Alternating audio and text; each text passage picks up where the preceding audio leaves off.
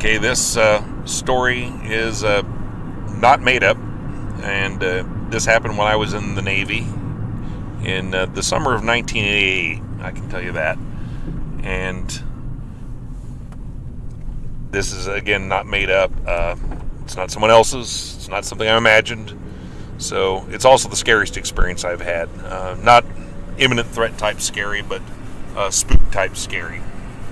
So anyway, I was in Great Lakes, Illinois at the time. I'd finished boot camp months before, and I was in a sea school.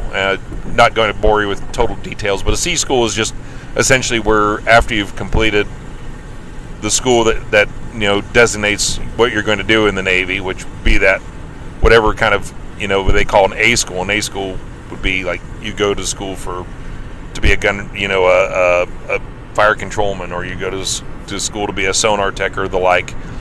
That's your general job. And then a sea school trains you on a specific piece of equipment that you work on, like a specific sonar system, because there are many different sonar systems in the Navy, or a specific radar system, or so on and so forth. And I was in the sea school for a specific system that I was going to work on in the Navy. I'm not going to go into the details of exactly what I did. I'm trying to keep myself somewhat anonymous for my own privacy purposes.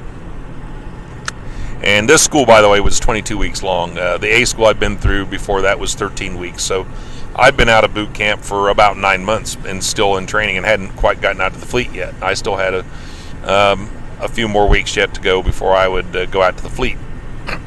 And I was staying in the barracks there, where the sea school guys for this, who are all in my general rating, were there were a lot of us were going to different schools. There were over a dozen different specific pieces of equipment that they had sea schools for that we were in. So we were all there.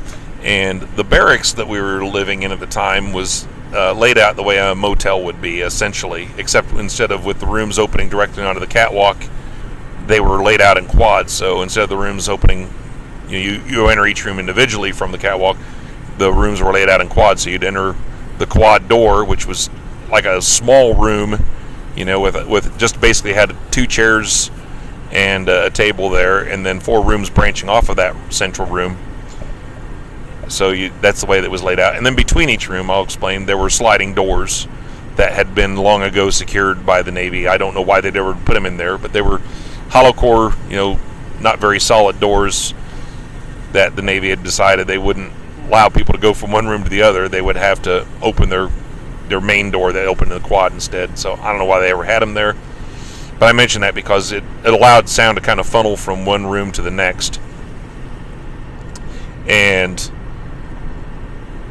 that was an interesting aspect, the way these rooms were, as I say. So I was in the room, had been in school. I was roughly halfway through this particular school, and my roommates, I had 2 roommates in my room at the time, and they were out partying. I can't even remember a night when they didn't go partying, and this was no exception.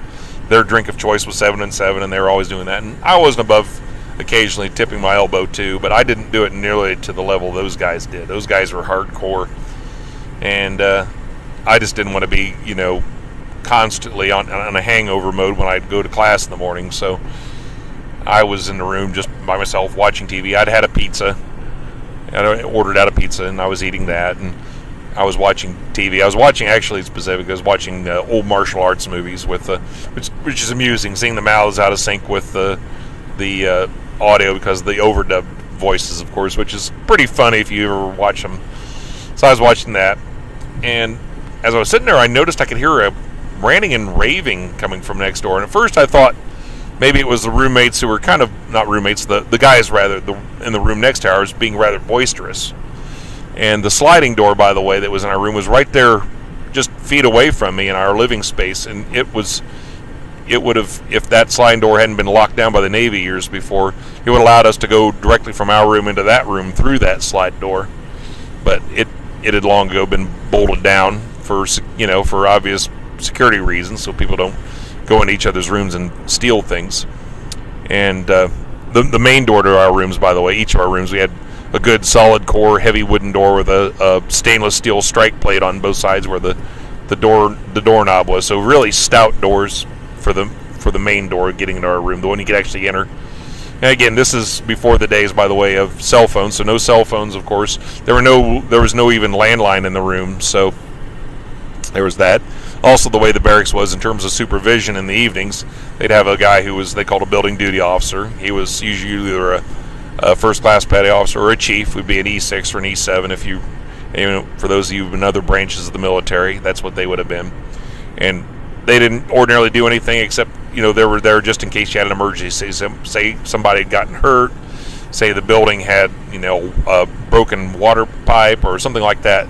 He was there just to be a backup supervision, but usually didn't do really anything except sleep in the room downstairs. It was designated for the building duty officers. It was a rotating basis, different person each night.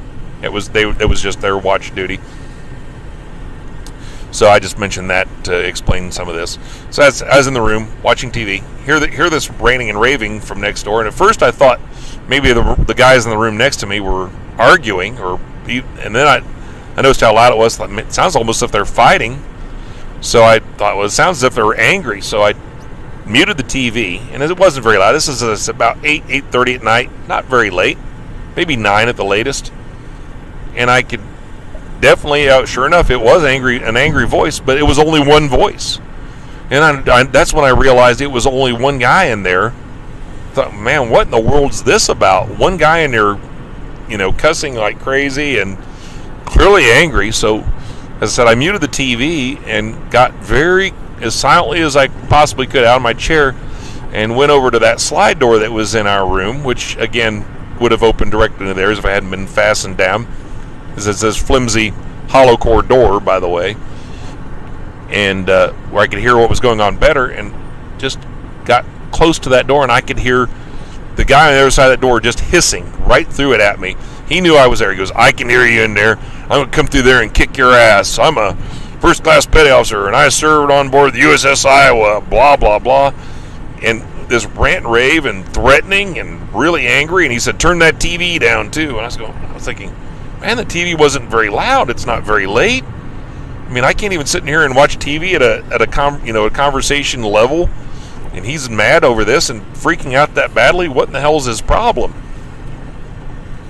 So I never said anything to him throughout this entire thing, by the way, so I didn't want to egging him on any.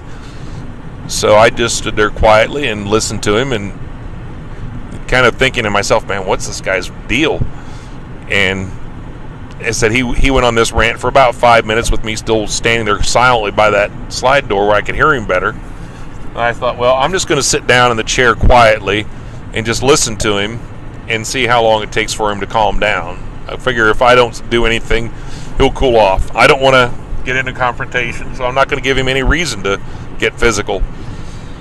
So as I said, I sat in the chair, and I thought he might calm down, and he ranted for quite a bit more. And rather than cooling off, I hear him open the door to his room, the main door, the solid core door, mind you, which was, by the way, literally an arm's reach from my door, my main door. And he walked out into the quad and, just turned and took one step. That's all he had to do to get to our door. He started pounding on our door, pounding on my door, and threatening me through that. I'm going, man, what is it? Now he's doing this? He's not calming down? And sure enough, that's what he was doing. He's going, "Come on out here. I'll kick your ass." And I go, why is he still mad? So again, I stayed seated. I didn't want to get into confrontation with the guy. I didn't want to get in trouble, number one. Number two, I could definitely have beaten him up. I was quite a bit bigger than he was at the time, but who knows, he might have gotten a weapon. And plus, the other thing is, never get into a fight with a crazy person. I was thinking, maybe this guy's a crazy person. Crazy people can lose control, and they just don't have any limits when they fight. They don't understand when to stop. So I go, even a little guy can be very dangerous when there are no limits in a fight. So, and he wasn't exactly little either. So I thought, well, I'm just going to sit here, and I'm not even going to let him know I'm in here. I'm sure I know he knows I'm in here, but I'm not going to let him even realize I'm aware of it. So I sat for another 5 minutes waiting for him to go back into his room, and eventually he did, finally. But he was, I was amazed that the guys in the rooms next to ours didn't come out, but they were all out partying too. That was the bad thing. There were no witnesses to this. So he went back in his room, and I could hear him in there cussing again for quite a while longer. He was still cussing me and threatening me a little bit, but getting progressively quieter. So I thought, well, I'll just let him cool off and all that. And by all this time, I considered going to get the building duty officer to say, hey, look, there's a guy in the room next to me who's having some sort of, he's either on a drunk, he's got some bad news from home, and he's taking out on me. I don't know what his problem is. And I thought about that, and I thought, well, if I do that, there's a very real possibility that when I go out, he'll hear me and he'll jump out there and get physical. And I go, I'm not going to do that. Plus, I didn't necessarily want to get the guy in trouble if I didn't have to, So he started getting progressively quieter, and he finally was quiet.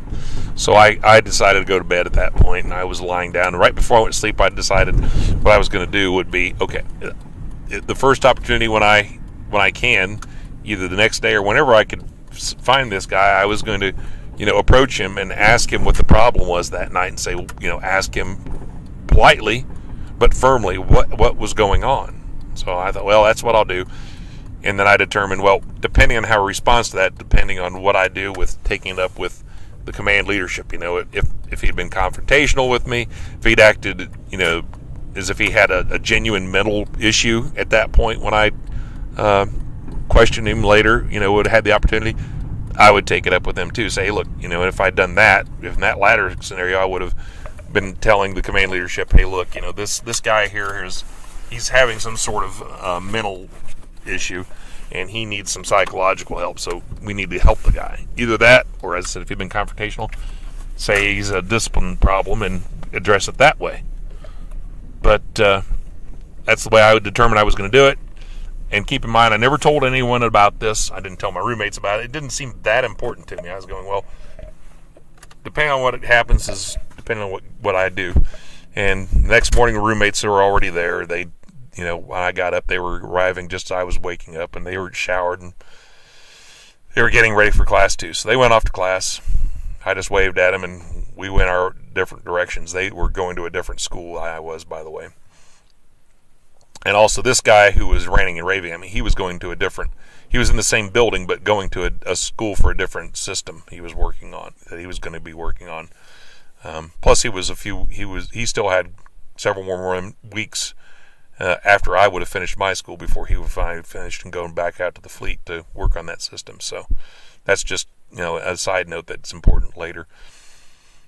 So I went on class, and I was going to the school, and I went into the building where the school was, their quarterdeck, which is essentially serves as a lobby, just for anyone who wonders what a quarterdeck is in Navy terminology for a building as opposed to on a ship. It's just essentially a lobby. You've got two guys standing there at the entrance, and they're on watch to make sure people who shouldn't enter the building don't get in. They make sure only the people who should do. So I walked in, and I just entered the quarterdeck. I was in I'd walk maybe 10 steps. And as I walked in, I just kind of glanced over my shoulder, and I see the guy who has been threatening me the night before entering the door, and he hadn't noticed me. And I thought for a moment about waiting to question him later, and I thought, no, you know what? You'd be better off to strike while the iron's hot. So I thought, well, I'm just going to go ahead and question him now politely. So I get not being confrontational, not being accusatory, just trying to be genuinely concerned, because I was. Find out what's going on. So I did a U-turn, and walked up to him, and he was looking the other way at first. And when I walked up, he glanced in my direction. As soon as he saw me, he was just turned red just like that. He was clearly embarrassed. He kind of looked down and clearly embarrassed. And I kind of felt bad for him at first. I go, it's just weird because him threatening me the night before. But I thought, well, he's clearly embarrassed, so that's at least a little sign of contrition right away before he even opens his mouth. So I said, hey, now I'm not going to mention this man's name, by the way. I'll just call him Smith for the purposes of this, so I can keep his anonymity intact for his privacy. So I said, hey, Smith, if you don't mind me asking, what happened last night? What was the problem? And he kind of, I was standing here steadily looking at him, waiting for him to raise his eyes and say something. He finally raised his eyes and looked at me in the eye for just a moment, and then he kind of looked down and he was really embarrassed at that point. He goes, oh, I'm sorry. I just had a bad night out. It won't happen again. I go, well, that was it. So I thought, well, okay. He's not acting Looney Tunes at this point. He's clearly embarrassed, so he knows he did wrong. He's not trying to get into a fist fight with me over it. So, okay, I'll let it slide. I don't want to get the guy in trouble. I don't want to jeopardize his career. He was probably just on a drunk or something like that. Let it go. And I did. And it was to that point, since that was the way it went, it was so minor, I never even told anyone about this. The whole time I was in the Navy, I never told anyone that this had happened. And went out to the ship, when I finished my school. I finished it in the school in November of that year, which, just a few weeks ahead, and went out to my ships. And I was on 2 ships, served on a destroyer, left that ship and went to, when we decommissioned it, by the way, and went to another ship. That next ship, by the way, was a Knox-class frigate. I served on the destroyer for a year and 9 months, roughly. I don't have the timeline right in front of me. And I served on the Knox-class frigate just a little over a year and a half, so not quite as long on the second ship. And I've been on the second ship for, at that point, about 9 months, I think it was.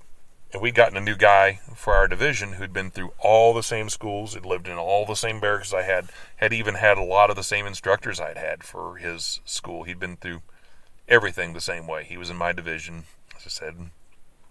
He's a nice enough guy, kind of lazy. He was actually from St. Croix, but he seemed to have an allergy to working, and that job required quite a bit of work. And we were chatting one time about our experiences in the schools we'd been through over there in Great Lakes, and kind of laughing about some of the funny things. And he was describing how, I had some of the same instructors he'd had, and we were laughing about him because we had one who was a particularly big jerk of an instructor. And at one point he goes, says to me, and again, I hadn't told him about this experience I had, and which at that point was a very minor one. He says, yeah, when I first moved into that barracks there, they were going to put me in one of the rooms in the quad right by the west stairwell on the second floor. And I said, hey, that's the quad I was in when I was in there. How about that?